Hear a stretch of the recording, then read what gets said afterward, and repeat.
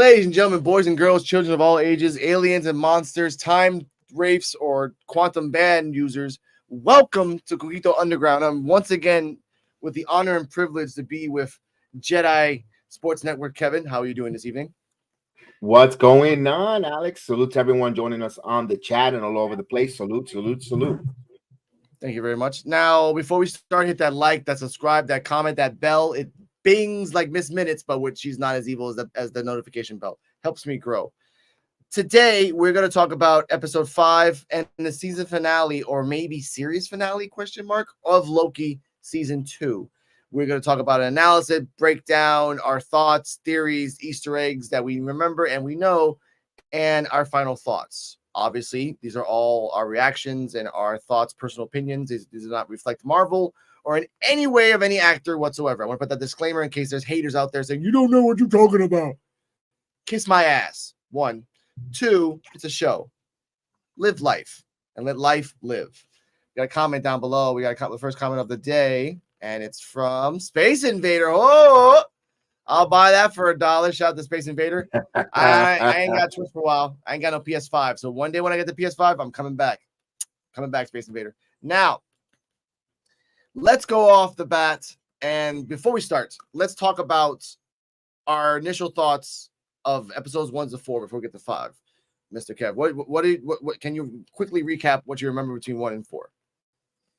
Yeah, the story of the TVA.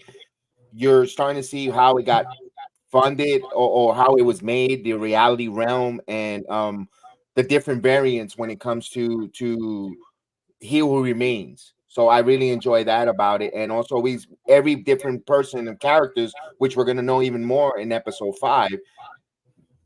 It's hard to give you the recap because we already know what 5 and 6 and we haven't reviewed it. So I want to say I like the way it's building for 5 and 6 to put it on in a nutshell. Okay. And as we go, ladies and gentlemen, hit that button.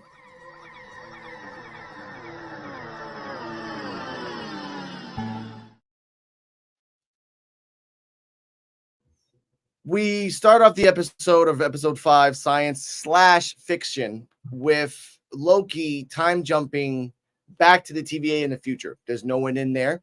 Everything's dark. You see that he actually finished the time loop going 1 minute into the future, finding a book, hearing hello, and then going a little bit more and seeing himself do that.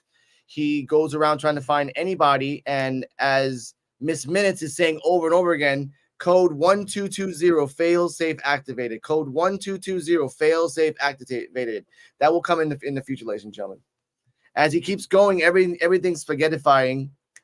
He sees the sign. Thank you for your service. Fail safe activated. Miss Minutes is telling everyone, and everything's spaghettifying. In the background, ladies and gentlemen, if you really look at it, I took the time and saw the Chromopolis in the background, and you saw everything getting spaghettified from the back up into the window where Loki was. And it was really cool how it was just weaving in. And again, Loki didn't notice that. When it was happening, he time slips back to another, time slips to one dimension, finds not Casey, but a guy named Frank in San Francisco, 1962. Why is that relevant, ladies and gentlemen? Because Marvel has supposedly said that Frank was one of the 3 members who escaped Alcatraz. Now, before we even continue after that, he found Frank in a branched timeline. Every member of the crew that he was with, it will be in a branched timeline. I want to put that out really specifically. Now, he talks to Frank. We find out that Frank was one of the 3 people that did the supposed Alcatraz escape. The bodies were never found, but in this reality, they got in the boats and they got away. Do you remember Casey? Who's Casey? Are you the boat guy? I don't remember the boat guy. Boom, Loki disappears. He goes to 2012, New York City.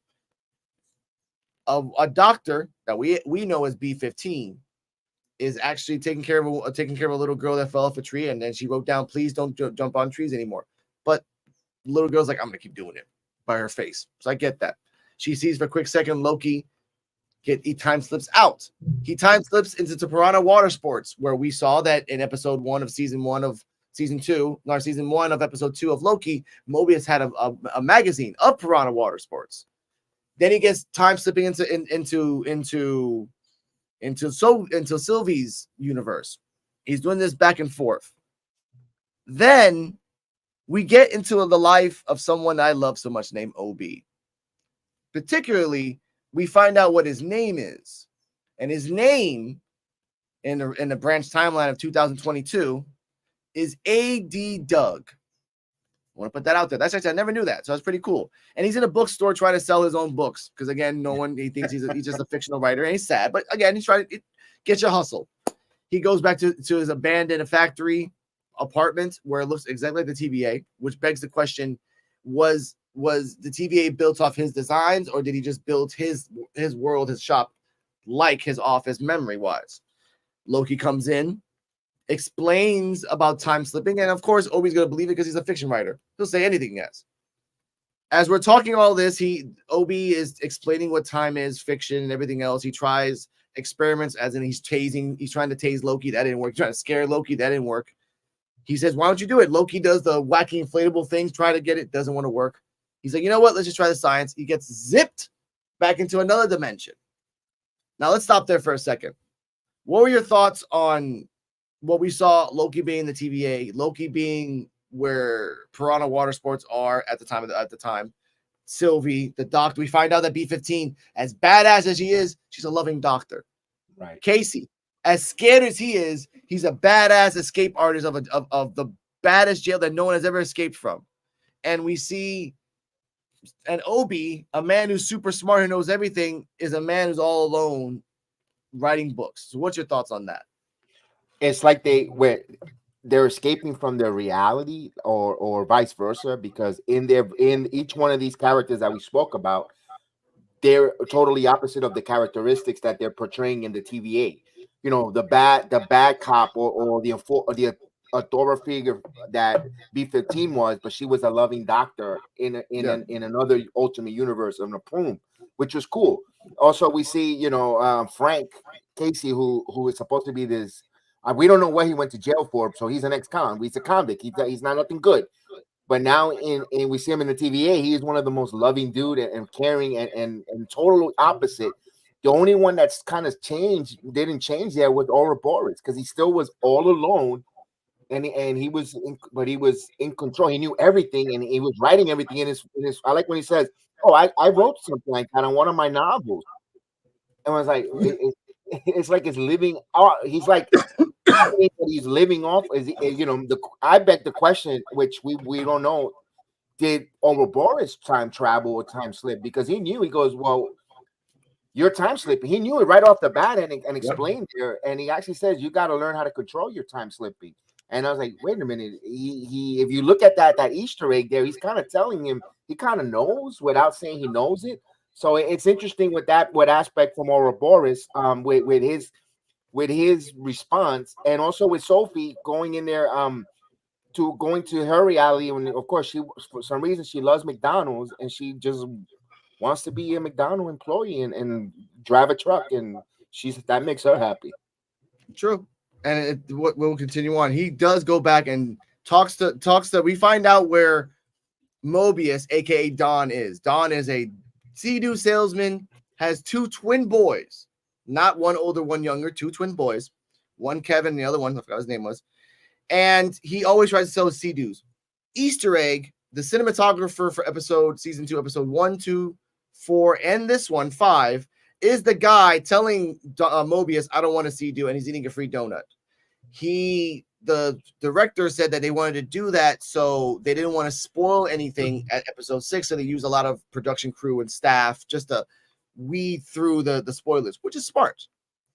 Don, he goes inside the office, he tells him about the TVA, and Don's like, no, it's ATV. I don't know what you're talking about. We have that in shop. He time slips out. Then he time slips back again, where we see Don taking care of his two sons. Kevin's burning something, and it's kind of funny that one of the soldiers looked like a TVA soldier. Same thing, which is burnt. A la Sylvie burning them from season 1. He stole some matches, ran away. He tells his son, go rang up your brother and I'll get you a puppy, maybe a snake. Duality, maybe as well, between Odin, Loki, and Thor. A lot of things right there. We find out that his wife left him, either got blipped or just left him. We didn't know that, but we know that he's a single dad. He has his Sea-Doos, a perfect combination of form and function, which begs the question: did Loki give him that quote, or did he already have that quote? really a snake eating its tail in that question. We also find out that before Loki left OB, he gave the book to OB, the TVA handbook, which OB said, I actually make a bestseller. Sort of, but sure. Then comes in OB. Damn, Loki says, how'd you make a 10 pad so fast? I wouldn't say 18 months or as fast. Well, 19 months because my wife left me and I lost my job and my house. But I got the 10 pad, so let's go. So and then he explains to Don that you can come back at any time, you can come back at any moment. And then they travel back into the past where Loki meets Don in front of his house and shows Don, look, you can come back whenever you want. Like, the kids will never know you're gone. He will know. That's very important that he will know that they're gone. But he does accept the thing, and he picks it up. He goes back to 2012, picks up B-15, goes back to the island after they just landed from Alcatraz. Just landed. We made it. Get your ass over here, Casey. What? Then he goes to B-15. No, sorry, not the Sylvie's universe. 1982 branch timeline. Before we continue, got another comment here. Hello, sorry for the bothering you. Nope, sorry. Anyway, here's a good point of this. When they're showing the fact that Sylvie has a bag of McDonald's food and a cup. I didn't notice this before. She puts it down. As the camera's zooming in, you see that the bag and the soda disappear.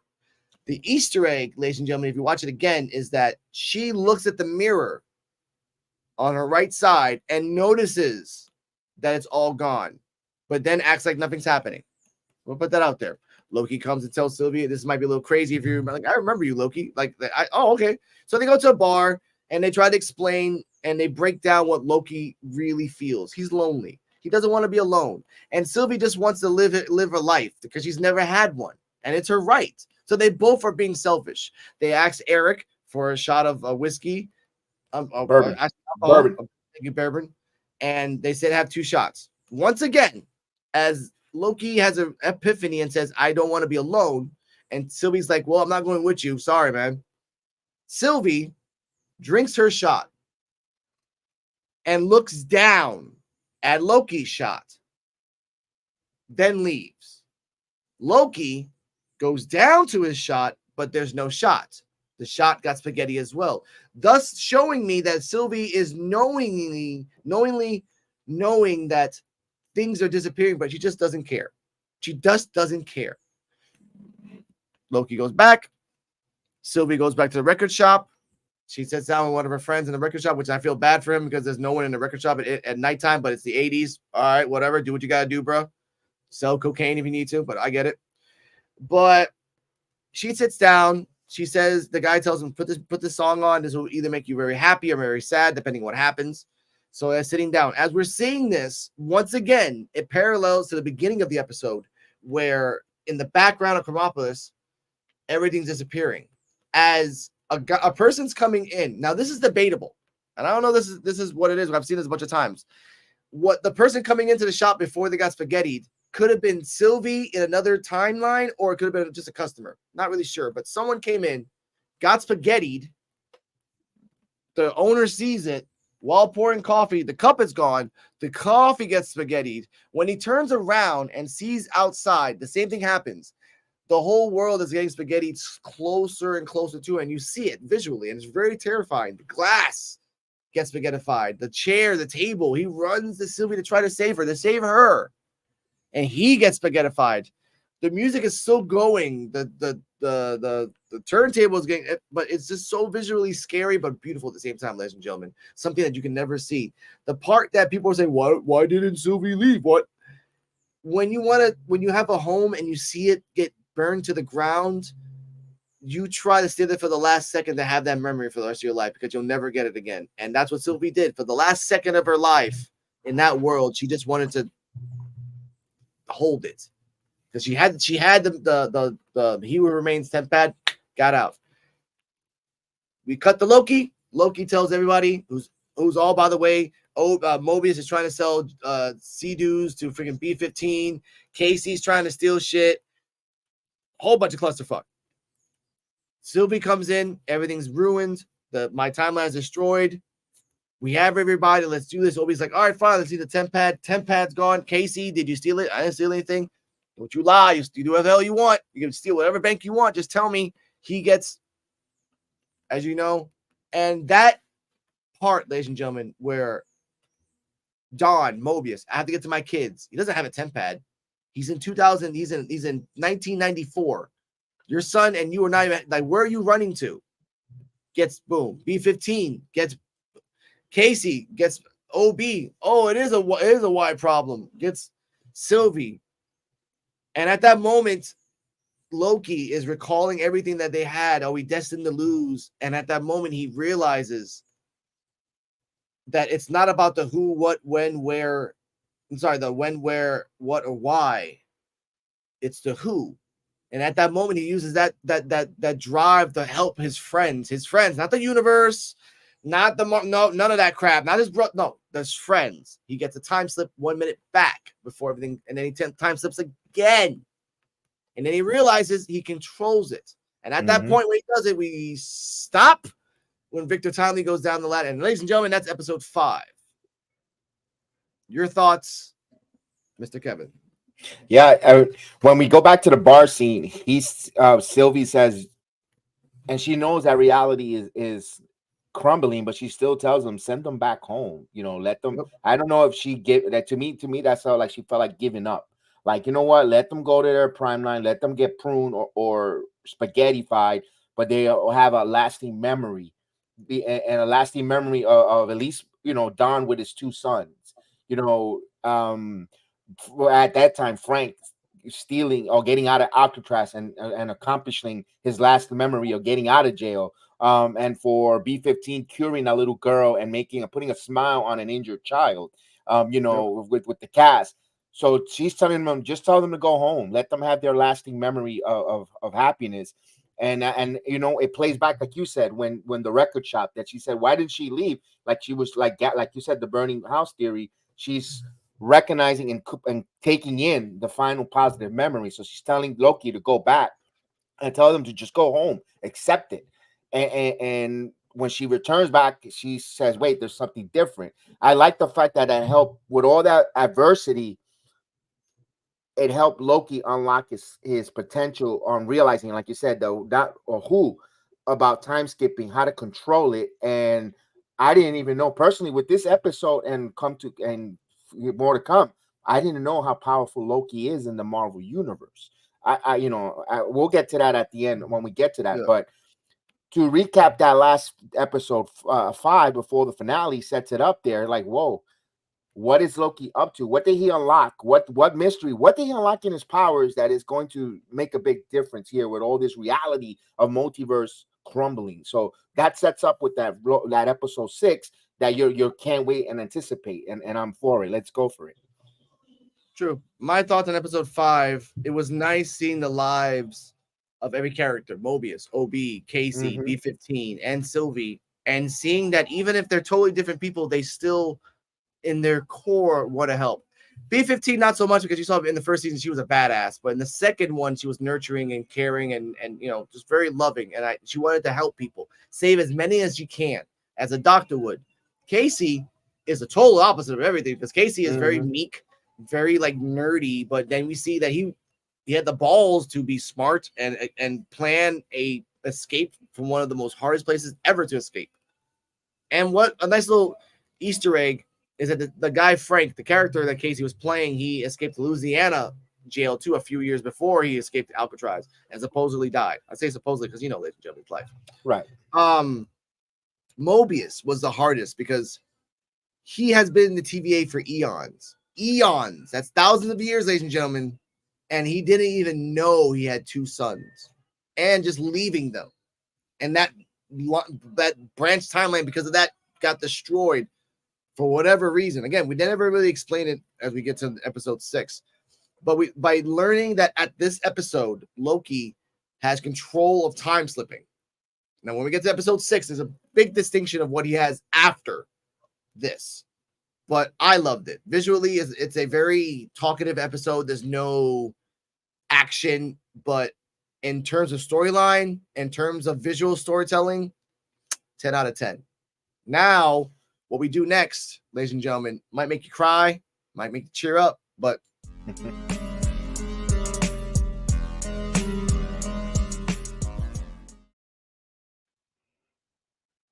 episode 6, which is the glorious purpose, calling back to episode 1 of season 1 of Loki. Shout out to the old Loki, rest in peace.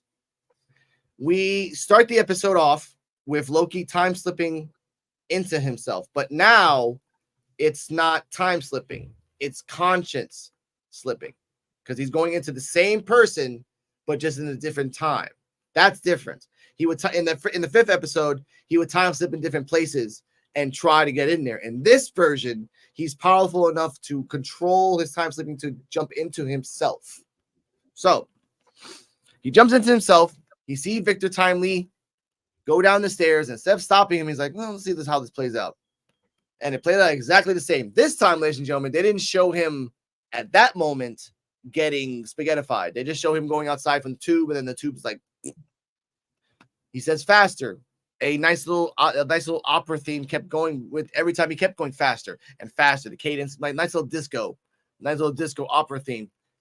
Then they realized go earlier. He went to episode 4 when Miss Minutes and Renslayer and Brad were torturing, interrogating Timely. And he's like, no, Miss Minutes, I know you're hurt. I know you're mad, but we need your help. The third person, he's like, so, and again, he tries and tries. He takes over OB, says, look, this is what you got to do. This, let's go. Boom. Then he says, you know what? I have to go back further back. He goes back further to when everyone met each other. Obi, this is Victor. Victor, Obi, you guys made the same book. Boom, we got to get it done. At that point, they tell him, you don't really understand the science. And Loki's like, well, I'm a fast learner and I'm a god. How long will it take to learn the science? Obi says decades. Victor Timely says centuries. And because only to the fact that these two individuals, Obi differently than Victor Timely took 30 years to learn the science and was a genius. Obi had centuries to learn the science and he invented it. Loki's a guy that tricks. So we cut to fade to black, letters saying centuries later, not saying exactly, but more than one. Centuries later, he's learned the science. And that kind of proves that he's on the level of Reed Richards, Tony Stark, Peter Parker, now OB, and Victor Timely. That's a scary thing, that a god is a god that's smart. Remember that, ladies and gentlemen. He understands the science. I did like the Easter egg. They said password denied and then password entered. That usually means that he just, after hundreds of years, just kept doing the password until he figured it out. That's time and effort. He explained what he needs to do. Everything else, he's very calm. He tells Victor Timely, make sure to put the latch on. He gets in. And at the point that he gets in, you expect him to spaghetti, but then he freezes and then keeps going. I'm like, all right, good. Let's go. And as if we're hearing a mother trying to calm a baby behind a screen, you're being so brave. Just one step for the other. You're right. You get to the gangway. Make sure not to drop the third foot multiplier because it will fall off the floor. Now just put it in there, and he put it in there, and he pressed the button. Okay, that thing kind of sticks a couple times, so you're gonna have to hit it a little harder than that. Thus telling us that even him getting to that point, he failed. Even getting to the green button in his press, he failed. So he did it. Boom, pressed it. All right, we're not done yet. Victor, come back. And at that moment, when the doors are closing, when he's inside, I'm thinking, okay, it's over. It's over. My girlfriend, Cardala, I love you, was like, oh, he's done. He's done. I'm like, just wait a minute. Woo, he's okay. They come upstairs. They talk. They see that it opened and the rings got bigger. But then for a brief moment, there was happiness. And then chaos. And Loki's like, what's going on? It's not working. It should work. I did the math. I did the science. And then that's when Victor and OB give them the bad news. And to paraphrase, you can't scale infinite. The multiverse is an infinite amount of realities that never ends. It's as if he was saying that it's like trying to divide it with 0. It's just not going to work. Again, he said it's a scaling problem. Victor Timely said that. So, and Sylvie says this, the moment I killed He Who Remains, it was doomed to fail. Loki hears that and says, well, you know what? I have to go back in time. I put that out there. So we go all the way back to the moment that Sylvie was about to kill He Who Remains. We hear the stop, but this one's a little different. They reshot this. Because at one point in the first season, I went back to it was only one single hard camera showing Sylvie and Boo. And this time it was a moving camera. So everything was reshot. He conscience slips back into himself. And he tries to tell Sylvie, hey, calm down. Please calm down. Please, please, please. And this is a different He Who Remains. He's more goofy, but more just sitting there and enjoying the things. They go back to the elevator point where he conscience slips back into himself. And at that moment, we remember He Who Remains does the buttons, but he doesn't do it this time. It's as if he knows what's happening and he's just playing along with it. And after numerous attempts that most likely was thousands of times of him trying to stop Sylvie, he goes to He Who Remains and says, hey, why don't you stop this? You have the power to do this. Why don't stop this shit? What the hell are you doing, man? So he does. So the surprise, I'm like, how long have you been doing this? I'm like, And then you see, and he explains, you really think I was gonna let Sylvie kill me? No. You really think that it was your thing that you just automatically got time slipping powers and you stuck into the system? Like, no. I paved the road for that. I knew this was going to happen. So I made a plan that no matter what happened, you would just come back to me. Reincarnation, baby. Which is true. People are like, no, it's true. This is reincarnation. Because again, he died, but in another timeline, he lives. So he tells Loki, you know what? How about you take this another 1,000 times and then you figure out, because that means you haven't really mastered time slipping, which then Loki stops Sylvie. What do you think? What makes you think this is the first time we actually talked? No, we've done this a lot more. So we get to the real. That's when He Who Remains gets serious. It's like, all right, let's get serious. What did Victor Timely said? Oh, it's a scaling problem. And I like this one point. He gets into Creed, He Who Remains. Oh, it's a scaling problem? Yeah, that's what he said. Yeah, that's what, yeah. Okay. And I was like, damn, this motherfucker's punch a guy in the face. Okay. But then he explains the loom is a failsafe. If the sacred timeline becomes more than a sacred timeline, the loom's failsafe is that it was supposed to explode and just destroy the TVA, and he would just do it again. He knew this was going to happen, and I want to put this out there for any Star Wars fans. When he explained this reminded me of Darth Sidious and Operation Cinder.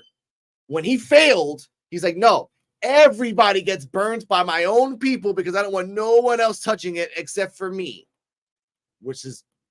That's evil level right there. That's cosmic evil level. That's the same level as He Who Remains. And he says it nonchalantly. Loki says it's a waste of time, which, yeah, you've done this for centuries, probably thousands of years now, and it was a waste of time. Also, in the first season, we couldn't see the equation on the wall. In the second season, we see the equation. I don't know what the equation is, but we see it. And Loki says we can change the equation. And He Who Remains reminds him, my variants are already out there. It's already out there. It's already done. The second season 1, episode 6 happens, the variants were already there. So after so many timelines dying and branches dying, it did not matter because they were already in their separate space at the end of time, wherever they were, safe. I want to put that out there.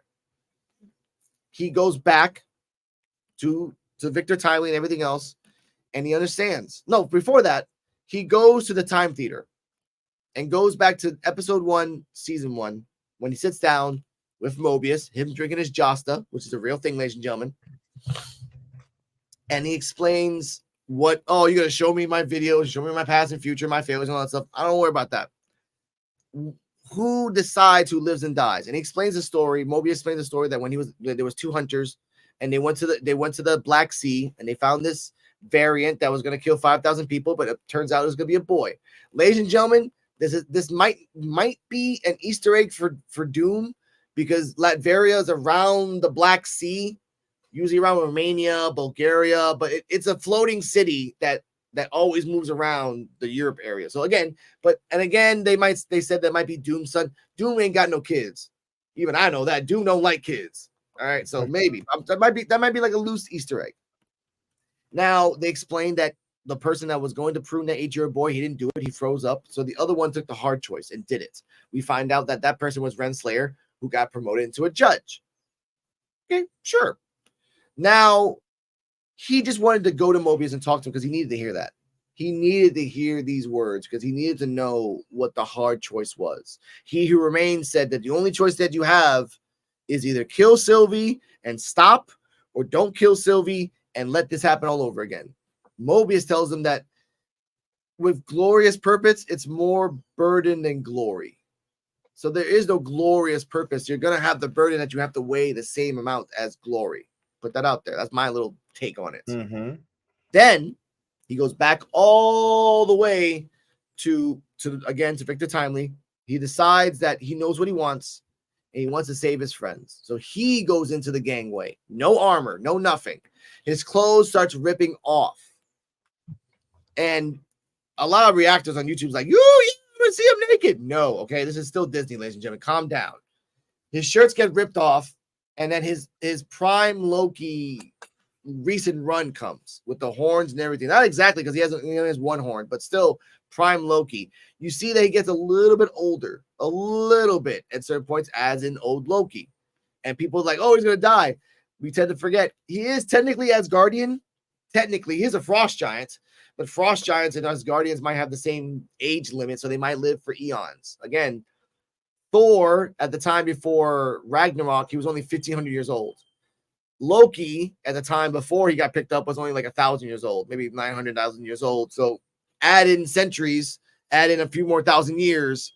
Yeah, he's on the, not as much as Odin, but almost there. I like that. He gets to the loom, destroys it, and all the branches die. You see it. Just the whole universe is black with vines everywhere. He tries to grab as much as he can and tries to energize them, but they're not working. He tries to put their power. Again, he's already aged thousands, if not millenniums of years during everything else. His energy has exponentially grown as if old Loki. He grabs the vines, he keeps going forward. He opens, and through all the energy that he's trying to output through these vines, the dimension opens to the end of time. And you see his friends saying that he's trying to save us all. He goes, makes a infinite fucking walkway that he makes himself with his own power up to the He Who Remains his throne. Destroyed. No more He Who Remains there anyway. Uses his power to make the gold slightly gold. Not like his dad is all, no, just a nice little normal throne. Sits down on it and charges it one more time. One final charge that reignites all branches, not clips any. And as we do this, the camera pans, which I can show this, but again, copyright. The camera pans, and we see that because he's a freaking Nordic god. Hey, Honest Blade. Love you, boy. The branches of time become Xristo, as in the Norse mythology. It becomes a giant tree up in the top, down below.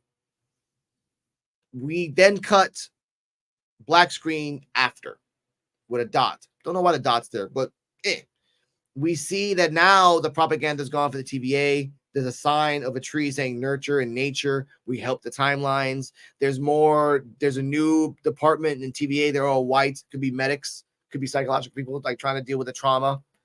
And now B-15 is telling Casey, we gotta go to the war room. He tells Mobius, which Mobius tells him, the Kang variants don't know that we're here. So there are other, again, the Kang variants are out there, and they don't know that the TVA is still alive, and they don't know that it's there. So they're hidden, and they're trying to track and capture and probably eliminate all these Kang variants. They also say that there was a Kang variant in 616 adjacent universe, which, with further analysis, was Ant-Man Quantumania. So that's what it was. They assumed that it was resolved. Put that out there. Mobius gets a file that says, as your request, here's your file. And it says MFF353, which is an Easter egg for M for Mobius, and final Fantastic Four 353, which was the origin of Mobius. So I want to put that out there. He opens it. We don't know what it says at the moment. He goes to the Great Hall where the propaganda was, everything else. He says they're going to take that down. Also, they bring back Miss Minutes, and B-15 tells Obi, like, is he going to turn back to the cycle? Like, I don't know. We'll never know. So that's an open-ended for season 3, if there is a season 3 of her might be going evil again. Mobius tells B-15, I'm out of here. I just want to know what we were defending. And I understand I'm scared, but I want to do this. We cut to B-15, the old judges, the librarians from season 1. We see some more engineers now, so Obi's not the only engineer in the war room, and basically they're trying to make a plan to capture all these Kangs, knowing there's a lot of Kangs. That's their main purpose. The branches are fine. There are no timelines dying, and we're going with that. We have a Kang problem now. So that's what the war room was made. We cut to Mobius seeing himself playing with his sons. And before anyone says, why is he getting there? Ladies and gentlemen, in episode 5, Loki took him out of a branch timeline, which then he could see himself. In this timeline, he was already out. He was already out. He can't go back.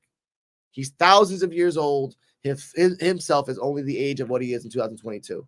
So he knows that he can see. Sylvie comes back and says, you know, what are you gonna like? I'm just chilling out. It's sad that Loki's not here. Mobius tells Loki, what are you gonna do? Well, by the way, for Sylvie says to Mobius, like, that lawn should be cut. Mobius like, no, that lawn's perfect. It's perfect. Like, that is true. His mind is perfect. He tells Sylvie, where are you gonna go? And it's true. She can go back to 1982, or she can go anywhere else, and that leaves it open-ended for the next shows coming up and the movies. This part made me cry. Sylvie tells Mobius, what are you gonna do? And Mobius tells him, I'm just gonna stay here for a little bit. Let time pass. And that's, before we get to the end, that head is heavy because he's thousands of years old and he's never let time pass. He's always been the same age, maybe a little bit, but less than what it is. And now he has a chance to bittersweet live his life. Not his life, but see what the life that he would have and let time pass, grow old, and see where your life takes you next. I don't think he's like, oh, I'm gonna stay here till I die. I think it's just like, I'm gonna stay here to see what I missed, and then from then on, I will live my adventures. As he's saying it, it echoes through the universe, which then gets to Loki, which he smirks. You see him in the throne, and He Who Remains, holding all these timelines together because he's the only one that can, because he is literally He Who Remains at the end of time. And he smirks, maybe because he heard Mobius, and he's happy that he has a chance to do that. He's happy to let time pass. And at the end, song gets loud, and we end it right there with the credits showing every character from the show from season 1 and season 2. That was the ending, ladies and gentlemen. And damn, Kevin, your thoughts? Wow, that's a lot there. Let me go slowly, but surely, but quick. First of when we have that scene in when he goes back and he's going back in circles and rewinding. Yeah. As a child of the 70s, first and foremost, when they played the Fifth of Beethoven, I was like, yes, let's go, because I was listening to it on Spotify before they even saw the episode, and I was getting into it, and actually was an inspiration for me to make a video on it. So then I go and I go, man, this is gonna be a must. This is gonna be a slapping episode. I can't wait. You know, when the din, I'm like, oh, let's go. For him to go back and forth and rewind and going through all the different variables, and he's learning. He's at the same time unveiling his skill set or his powers, and wow, he's rewinding and then when he learned how to do the engineering from a raporist that fast, I was like, yo, he is really want to defeat Kang. That he really wants to defeat him. He's doing whatever it takes. And I like your analogy of him being a mother. Take your time, you know, because they've been through that. He kept rewinding with no issues, no problem. He kept going back and forth, and really was a fun part with the episode. But one thing that I wanted to hit was when I saw Don with both of his sons, and I saw I wish I would have thought of it. I read it, to be honest with you. It kind of was like, is that Odin with Thor and Loki? one was a snake and the other, with the puppy, the dog, and him watching over, that's a good reference there.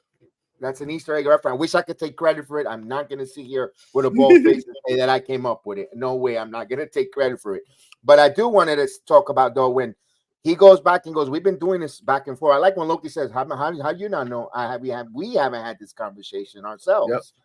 Yep. And that's where I think you saw He Who Remains can get kind of testy or bothered. Like, yo, you coming short to me?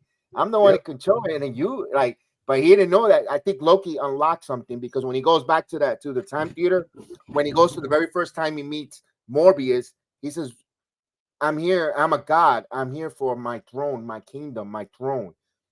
And that shows up at the end of the whole program, because he is sitting on his throne. He went from a villain when he got to the TVA to a savior, a hero, by grabbing all those branches and saving the reality of time and multiverse.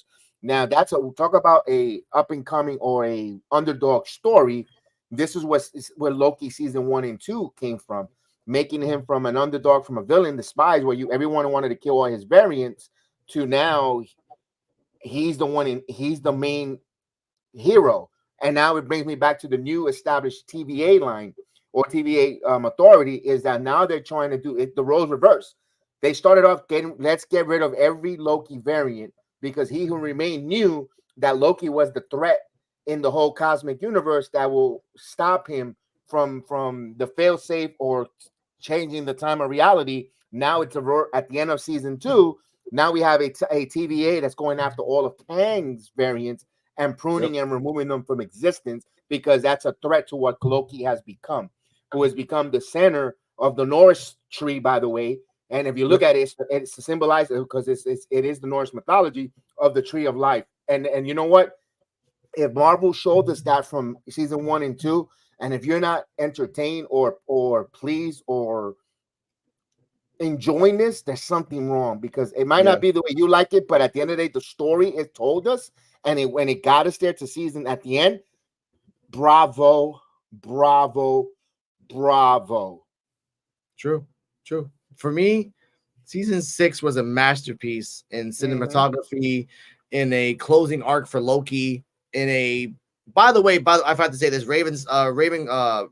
Renslayer, again, at the end of time. This is another part I loved. I forgot to say this thing. Renslayer we find her at the end of time, and she wakes up and she sees the pyramid at the end, maybe doing to Anubis Kang, and we see below her is the sign that says "For all time, always," kind of hinting that the end of time was one of the TVAs back in the first iteration, and it was just destroyed and gone someplace else, which makes her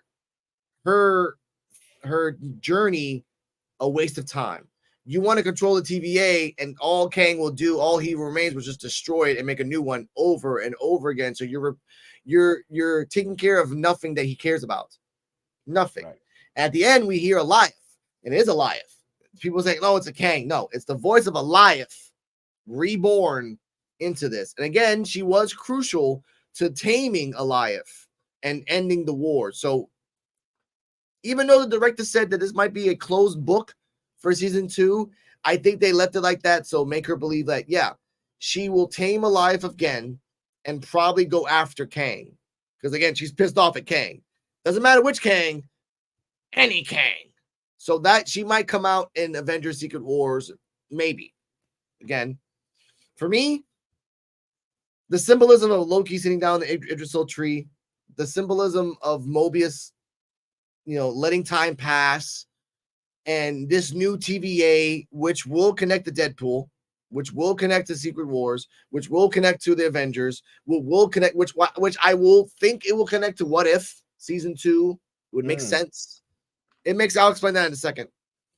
But this is what's awesome and bad about Marvel. You make a final 3 episodes that were awesome. No matter what people say, it was awesome. And then the last stock that you've done have not been that great. And the stock that you're saying in the future might be great, but we don't know. Take your time. By the way, another Easter egg. There was a totally different premise for episode 5. a totally different script that was just nuked because the producers like, we don't like this, we want something different. So there was actually another story for episode 5 that the director had to write, and in his mind it was perfect. So maybe in the future we'll find out what that version was, because again, episode 6 was not rewritten, only episode 5. So I just want to know what happens there. Shout out to the director. Let's talk about the future of Marvel, Kevin, before we get out of here, because honestly, absolutely. Okay, like I was saying, it would make sense that What If Season 2 connects to this, because again, the Watcher has to look at all these realities, and he has to have seen so many times exploding, and he has to be at the end of at least seeing Loki getting to the end and seeing it. So I hope we get to see that. That's one. In the Marvels, the movie, I'm not going to spoil anything. I will say that it does not connect to Loki. It does not. So people who are expecting that, no. Okay? It has elements of it, but no, it does not. What do you expect to happen now that Loki is over and we have all these movies? We have Captain America 4 coming up in a few months. We already have the Marvels. Echo is coming out in a few weeks, but that has nothing to do with the multiverse. So that's just a standalone New York thing. But in terms of the multiverse, where do you think they're going to pop up with this next, Kevin? It's just my thoughts. Like we seen that now the TVA looking at the Kang variants, and they're gonna find the Kang variant so hard to deal with. It's kind of reminding me going back to where Nick Fury needed to make the Avengers and he needed to recruit specially enhanced talent to stop this Kang, because he's going to become so strong. Either we're going to get the 300th century Kang with modern technology, and it's going to take an Avenger type level of task force to deal with him, and that's how you bring the new Avengers or the Avengers, the new movies. And I think that's going to be a big way of introducing and setting up that plot when it comes to what we saw with Loki.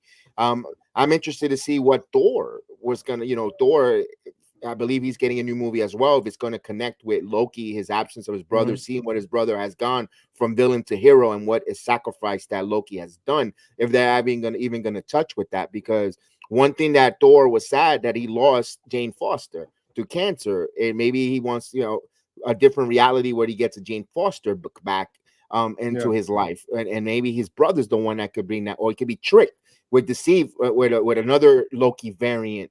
It's so many different questions that you could do there, and I know I'm going a little bit, but that's what the multiverse does. So different realities and different stories that could come out of that. And and for Marvel, that's a writer's paradise, because you could go with so many different interpretations and visions of different writers out there, or visions of it, and at the end of the day, it's not really wrong because it's a multiverse. So Marvel set themselves up for people, so us to give their money for all these different movies, and let's go for it. You might not like some of them, but you know what? That's why they go back to a multiverse, or because it's some different worlds and different universe. And I'm for it, bro. I'm ready. I love anything that has to do with that, so I'm geeked out on that as well. And they've kind of confirmed that X-Men's coming back in the next couple of years. They kind of trying to confirm Robert Downey Jr. and Chris Evans and Scarlett Johansson to come back. People want Thor to come back, but again, he does have a mental condition that he has to deal with. So he's trying to he has to decide on certain occasions. So again, if he can, he can.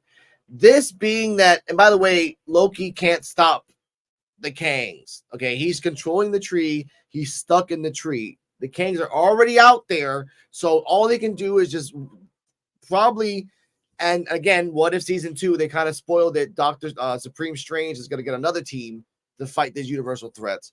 So Loki can do that for Secret Wars. Loki can be the guy to be like, all right, I'm here in the center of the universe of time, and I know who to pick and who not to pick to fight this war. We'll have the Avengers of, the young Avengers, or what they're calling them now, the champions, which is kind of a knockoff of the Titans, but sure. So we might see the champions and then the universal event, like the multiversal Avengers, pop up, which I want to see that. Again, Loki is not gone forever. He's alone. He's in his throne for the rest of his all eternity. And he chose that. That's glorious purpose of the burden that he has to do. But we might see him again in the future. And again, now, season 3, I guess season 3, we can talk about that real quick. Season 3, what do you think is going to happen? What, like this, again, season 3 would have to be either before Avengers start or after Avengers start, because it takes 2 years to produce anyway, and no one has even said anything yet that they're going to even make production. So we're just speculating. What would you like to see in season 3?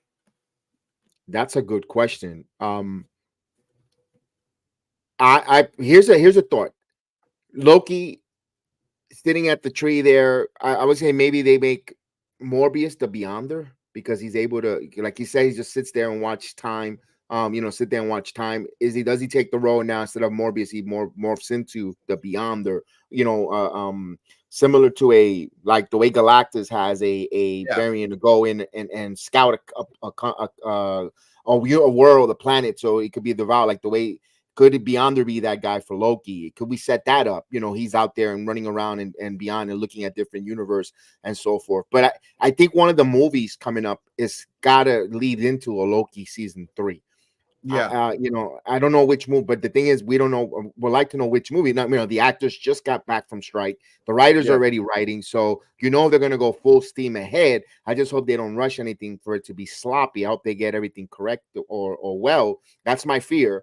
But I really, right now, I'm a little puzzled. I think maybe that's the way they could go with it, Alex. I don't know what your thoughts. What are your thoughts on that one? Because I would like to say that, but I don't know. I'm like puzzled right now with it. We can go a lot of different ways. Season 3 can connect to the Spider-Verse.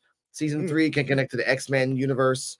Season 3 can connect to them trying to find the leftover variants of Kang as well. Season 3 can focus on, if they bring Dr. Doom, what are we gonna do with Doom?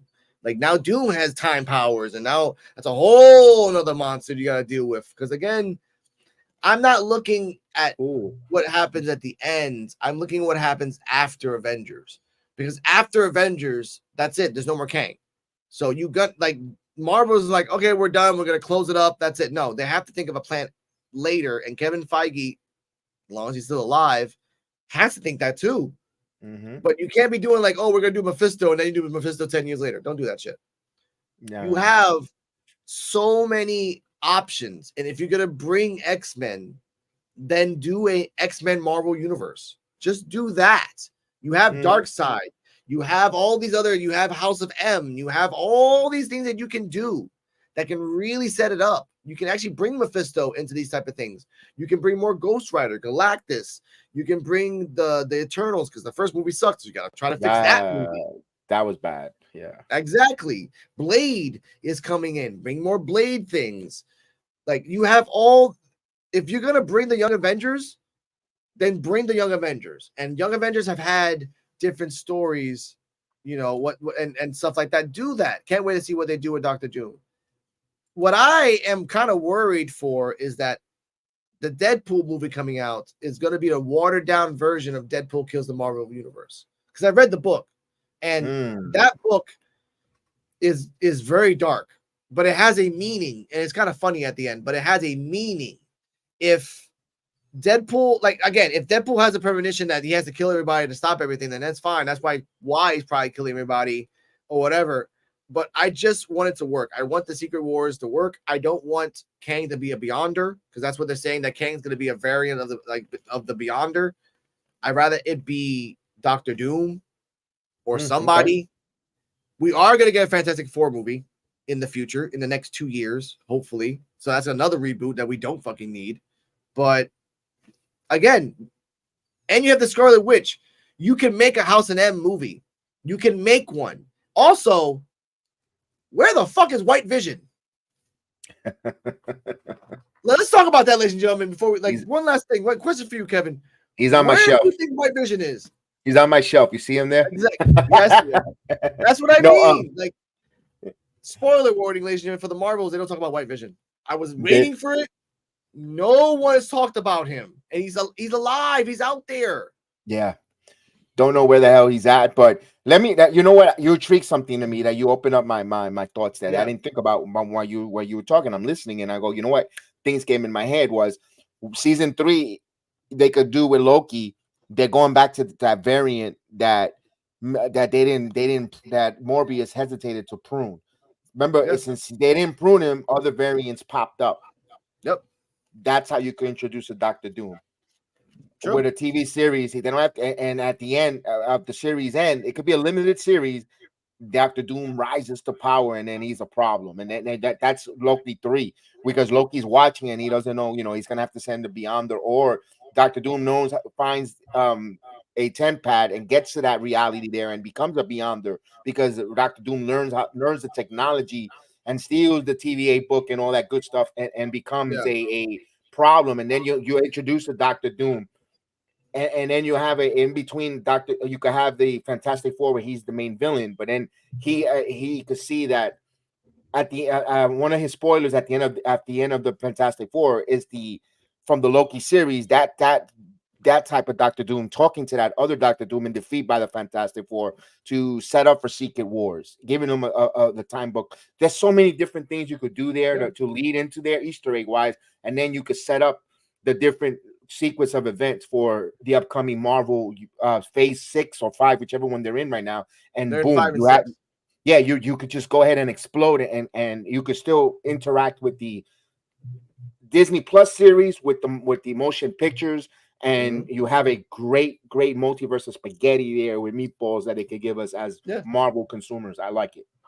That's a good point too, because they can make Doctor Doom the next big bad for phase 7 and 8. And what I want, because in Young Avengers, if they're gonna copy Young Avengers and bring them to the main screen, there's a guy called Iron Lad, who is a variant of Kang, but a young Kang.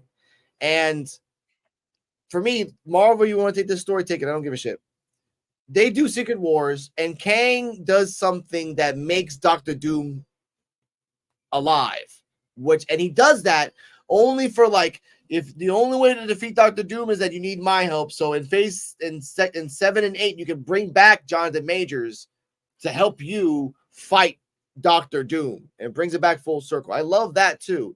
And again, I want more series coming out that shows off. Again, I'm happy for Hawkeye. I'm happy for Miss Marvel. I'm happy for Ant-Woman, whatever you want to call her. But come on, y'all need to. It's almost 20. It's about to be 2024 in a month. Y'all need to speed this up and start making an Avengers. You need to start doing this now. Echo should be an Avenger as well. She could be like the Black.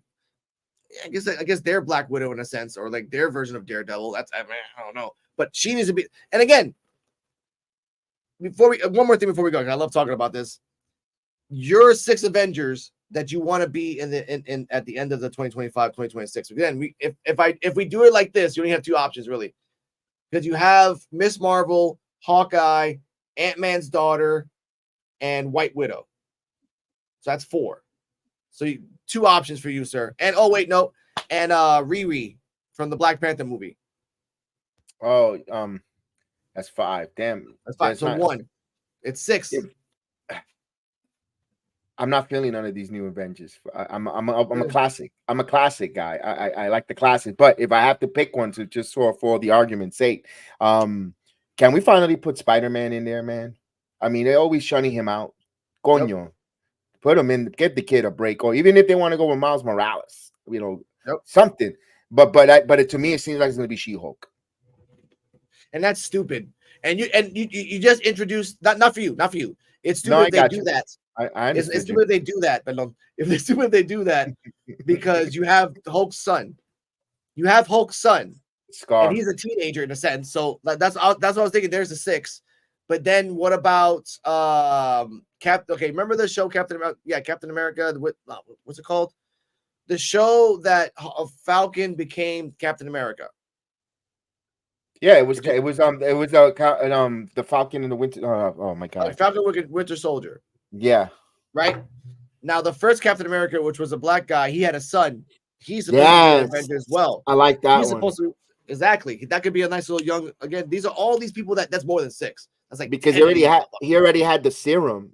the original Captain America, and he fathered a child. So that comes with genetics. So he already has a super soldier serum on the young man in Baltimore that he meets, that when Falcon goes to talk to him to look for him, and he gets confronted, and he stops him there. Yeah, you know what? Great point there when you brought that, because you don't have to go with him getting experimented. He already has it natural. Nope. And then maybe Sam Wilson, the Captain America burden is too heavy on him, while the son wants that embrace because he wants to honor his father's legacy that was never acknowledged by the United States government or whatever, Marvel world, and he wants to now take that mantle. He's up for it, and he will be a bigger and better Captain America than Falcon. True. And live up to it because he's honoring his father with motivation. Oh my God, what a story! I mean, my goodness, let's go. You know what I think as well, because I saw a spoiler, like I said, a spoiler, but I think as well they're gonna do, if they do this smart, we have two options. We can do Doctor Doom at the end of the Kang War, or we can do Norman Osborn and do Siege against Ragnarok. Against a Siege against where all the Asgardians are as well. We can do Dark Avengers. We can do all these things because Norman Osborn is a big player. If you're gonna bring Spider-Man, bring Norman. It makes damn near sense. That's what I think. So do that. Oh, also X-22, she's out there too. She's out there as well too. So that could be also. And again, I forgot to say, ladies and gentlemen, there is going to be an Armor Wars movie as well with Rhodey. So that can bring in Ironheart. But that's the problem. We got to wait till the freaking Armor Wars movie to bring in Ironheart for the Avengers. And that's not for a freaking year. For a freaking year. And then also Black Panther as well. Riri. That's another one. Like we have and then we have again Namor. All these guys coming in. I like the lineup, but it's taking too damn long. I agree. The strike didn't help it. That strike didn't from help Hollywood didn't help it. They lose momentum because out of sight, out of mind. You know what he's doing? Getting that money, just setting it up. But yeah, and I'm interested to see the box office numbers for the Marvels coming up to see if they did. I can tell you, because I personally didn't. You haven't seen and I love this. You can see I got memorabilia. I love this stuff, and it didn't intrigue me to get my ass up to go to the theaters to plump up. I can tell you the money for the first day. How much it made on the first day? $6 million. Oh, that's not good. No fucking way. Excuse me with the language. Wow. And it's November, November, the weather's changing, people are, I can't say it's not like the old days that people will go to the malls to try to get Christmas shopping or ornaments and stuff. And you know what, let's catch a movie. Let's go get it at the food court. It's different times. We're talking about 10, 15 years later. I know we're in a different time, but Konya, the movie still is a movie, it's still an event, at least I see it, I will like, go to, when the next Marvel movie that comes out. We were talking about which one you said. What's the next one coming out? Let's see. I think it's gonna. Oh, Captain America, number 4. 4. I for many reasons. One is I love Captain America, my favorite one of all. Yeah. And it's Captain America 4. I'm gonna go see it. Plus Seth freaking Rollins is in it. That's another selfish. I'm gonna actually plunk the money and go there opening Thursday night. I'm going there. I'm gonna go watch it. Yeah. That enticed me to get my butt up and move. The Marvels didn't really, because of course. They had the strike. They couldn't really promote it. They couldn't give it the gist of it. So I understand that, because it happened with Heels, the series. They couldn't promote season 2, and it didn't go anywhere because of the strike. I hope they're able to promote the living crap out of it now with the Super Bowl coming up with all the Marvel stuff, and let's go for it because advertising makes the difference. Word of mouth. I will see Captain America 4 no matter what. Like I want to see that. And again, there's a new Venom movie. Oh, I didn't know there was a new Venom movie because the last two. I mean, honest with you, that did not move the needle. For me. It didn't. It didn't well. No, you're right. Like I said, this Marvel movie coming out, it's not the end all be all wow thing. It's just eh. And again, I went, and ladies and gentlemen, I told Kevin this is exclusive. I saw it yesterday with my wonderful wife, Cardal. I love you. And we went there at 6:55. There was 4 showings, and we were on the second to last one. 25 people. That's it, dude. Out of a 200-seat theater room, 20 people. That's it. And again, I got there early. No, actually, I got there late. I got there like it started at 6:55. I got there at 7:10, and then we had to wait for the Mi tierra, all that thing happening, and the fucking Burger King commercials. After that, then it was just like, that's it. I enjoyed it visually, ladies and gentlemen. The movie is visually beautiful. The colors, the fight choreography is very CW. If you like CW fighting, I'm not shitting on it. You know, look, I had 2 people. There we go. Wow, See? you could have done the popcorn trick and got away with it. Yeah. Shout out to Wendy's. Pay for 1 meal, got for 2 for free. So thank you for that one person that messed up logistically. Love you. Wow, you had the AEW special. Yeah. 2 for 1. What? But that's wrestling, Jimmy. Final thoughts on Marvel, Kevin, as a whole, before we get out of here.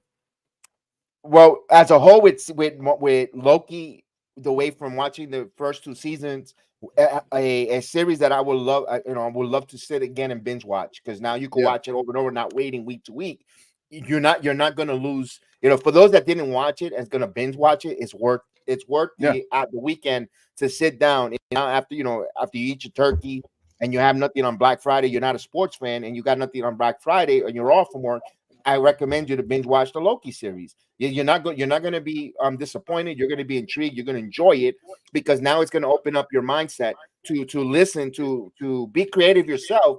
What direction is Marvel going to go next? And if let's say you lost the spark on Marvel after the Infinity Wars, if you watch this, it's going to it's going to give you that spark of getting back into the Marvel world or the universe, because there's a lot of what if questions.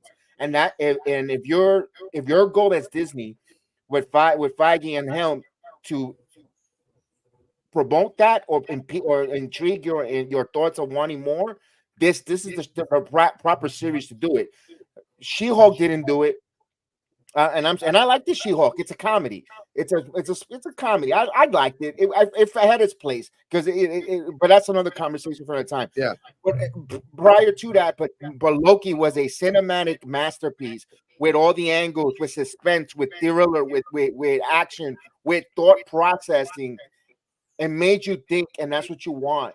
At this time now, everything is cookie cutter and everybody wants it now. This didn't do this. It was something different, which was refreshing. And that's what Marvel gets to me, thumbs up. And I can't wait to see what other projects they do here with that kind of style of cinematic and storytelling with those writers. Those writers, they got to keep using them, and they got to keep having them do their masterpiece on a blank canvas. And let's, make a beautiful art. And I'm for it. Well worth it.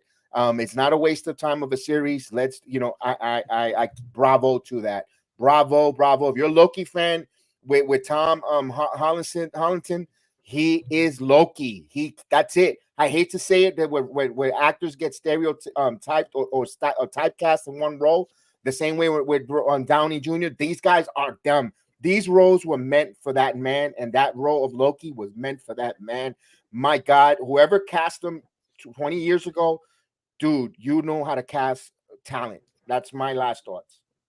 That's true. I am happy, like I said in the beginning of the episode, I'm happy that Loki finally got the arc they deserved. Every one of the Avengers has finally got an ending that they deserved. Everyone.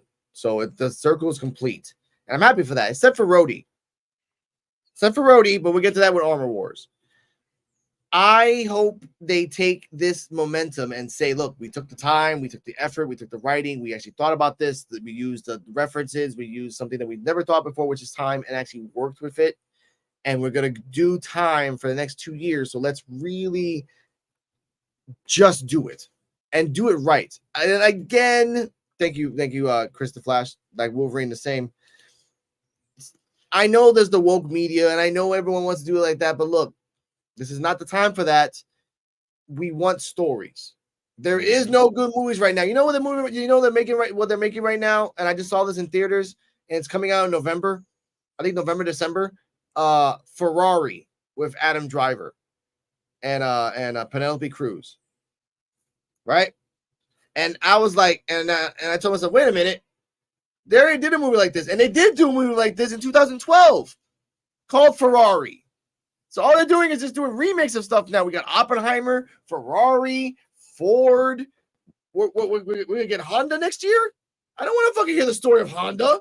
with John Cena. I'm good. So what we have left, ladies and gentlemen, are just stories from DC, Marvel, and just the imagination of one person taking the time. We're getting stories from Five Nights at Freddy's. We're getting stories from Barbie, maybe from Ken movie. Let's go. And just stuff like that.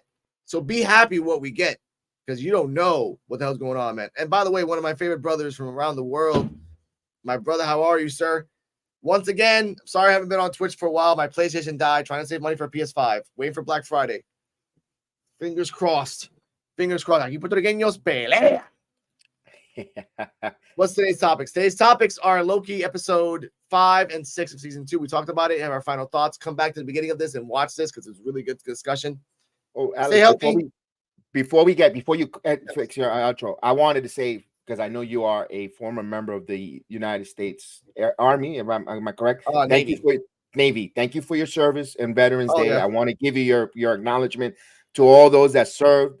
Thank you so much. It's Veterans Day. Gracias un montón. We appreciate for all the freedoms that allow us to talk about these Marvels and all the other different programs, and for protecting and serving the country. Alex, gracias un millón for the service, and everyone, all the men and women and that are serving our country. I just wanted to give that before the day was over.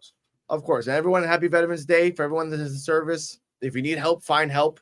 If you need time to heal, find time to heal. A soldier doesn't turn off. It never turns off, ladies and gentlemen. And with that, stay healthy, stay happy. I want to give a thanks to Jedi Kev. In the future, we will do Gen V.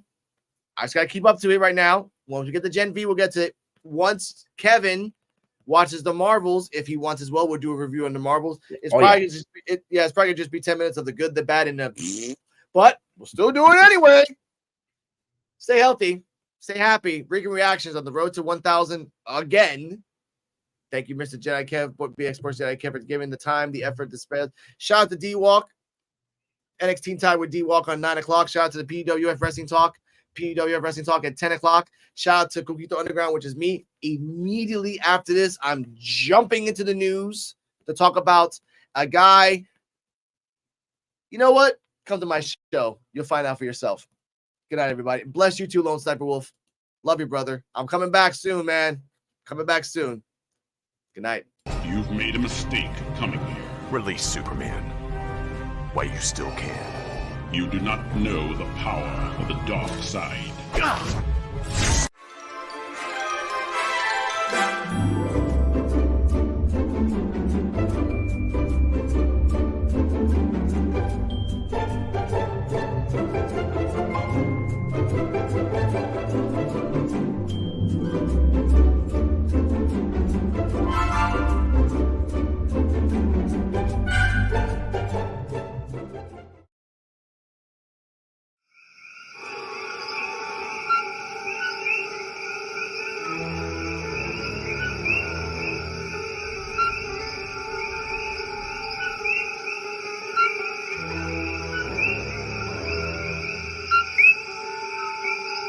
You're the only one that was nearly as strong as me.